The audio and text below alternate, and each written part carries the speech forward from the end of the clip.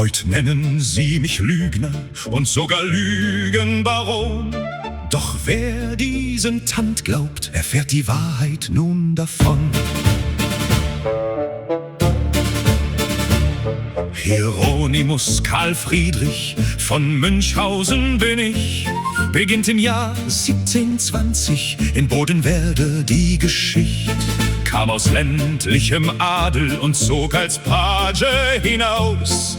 Für Prinz Anton Ulrich verließ ich mein edles Haus. Zum Kriege in Russland eilt ich mit hinfort.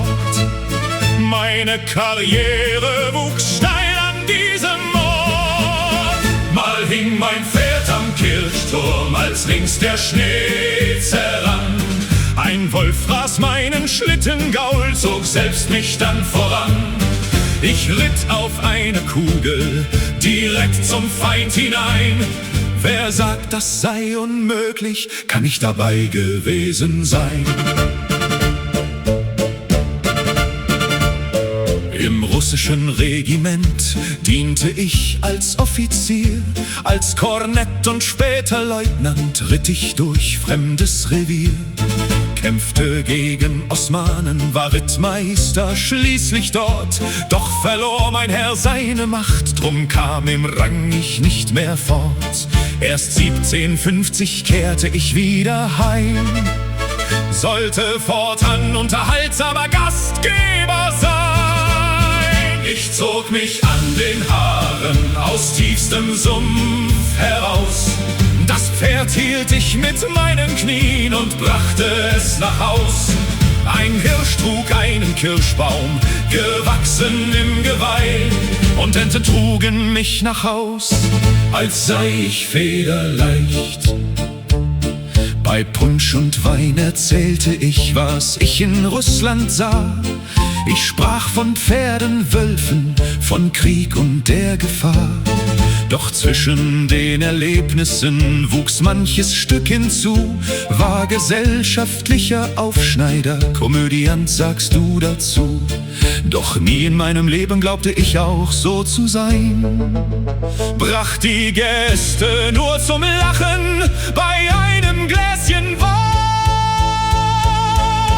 Ich stieg hinauf zum Monde an einer Bohnenranke entlang. Ich holte meine Axt von dort, weil sie im Himmel verschwand. Hinunter kletterte ich danach an einem Seil, schnitt's oben ab, band's unten dran, denn der Weg war doch sehr steil. 1781 erschienen die ersten Geschichten klein. Der Erzähler MHSN soll dem Kenner ein Hinweis sein. Im Vademekum für lustige Leute las man, was ich angeblich tat. Der Dieb Rudolf Erich Raspe die Geschichten fortgetragen hat. Verklagen wollte ich den Mann, der mir das Ansehen so befleckt. Doch bis England reichte nicht meine Macht, drum hat er sich weiter dort versteckt. Raspe formte wohl ein Buch aus meinem Reisebericht, doch namentlich zu erkennen gab er sich noch nicht. In einem Meer aus Milch sah ich Käseinseln stehen, lebte dazu in einem Walfisch, konnte diesem auch entgehen. Mein Posthorn war gefroren, kein einziger Ton erklang. Doch als es später auftaute, spielte es stundenlang. Gottfried August Oeger war's, bracht meine Geschichten 86 zurück, übersetzte und erweitert mein unglaubliches Geschick. So wurde langsam aus mir eine Figur der Fantasie, und jede neue Buchausgabe erfand noch eine Reise wie nie.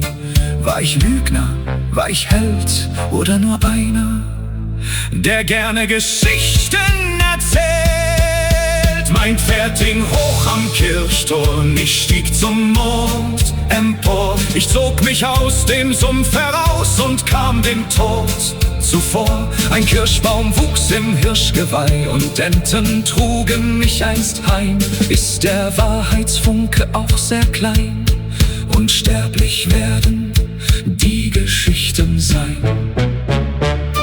Hieronymus Karl Friedrich Freiherr von Münchhausen genannt, war ich wirklich ein Lügenbaron?